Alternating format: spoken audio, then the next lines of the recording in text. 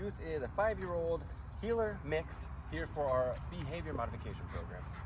He is here because he has some major reactivity issues. He barks, lunges, kind of snarls at people when they're out on walks, people, dogs, anything new. When he's in the car with them, it's the same thing, you know, at the window or out the window. If they stop anywhere, you know, for gas, something like that, he's barking at people that he sees, the attendants, all that.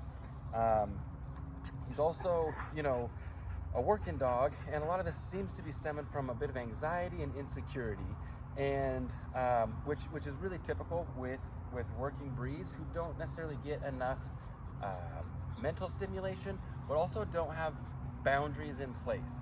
As they get older, a lot of times they'll start to they'll get this pent up anxiety, and that kind of manifests in a lot of behavior issues, insecurity. And then the other thing about reactivity is a lot of times it compounds, because when a dog is really difficult to manage or you know, kind of, you know, to be frank, embarrassing when you're out on a walk, it becomes something that owners tend to avoid doing, which exacerbates the problem. And so they stay inside, they're a little bit more sheltered, exposed to less and less things, and that makes the new things even more scary when they go out there. So a lot of it tends to be, when it's this kind of reactivity, insecurity and anxiety. And so what we're going to do, and we're going to start like we always do, with a really solid foundation of obedience, and we're going to use the e-collar to do that. Once we establish what the boundaries are, what the rules and expectations are, what all of the vocab that we use means, and how we communicate with the e-collar, then we're going to begin increasing his confidence and exposing him to more and more things, so that he just gets used to people, dogs, new situations, and has the ability to see, hey, nothing's out to get him. We're going on a walk, that's just us and him, and all he needs to do is be present and focus on me or whoever his handler is, and nothing bad's gonna happen to him.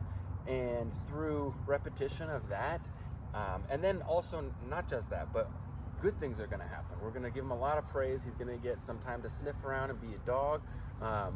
And so he starts to make a positive association with new things versus, you know, an unknown. And then having a solid obedience allows us to give him things to do when his anxiety starts to get the best of him when we're out doing exposure work. And so we can get his attention off of that, focused on what we're asking him to do, and then it becomes much easier to ignore the new things. And the other thing is, we wanna give him more and more to handle gradually. Ideally, we don't necessarily give him so much that he does have that reaction, but if we do, we have the tools to correct it and then start over. We don't necessarily want to have him cross the threshold where he is barking and lunging, but we do want him to be a little bit outside his comfort zone so that he learns how to handle more and more. So we're going to take about 3 weeks to do that, and we'll show you a new dog then, so stay tuned. Thanks.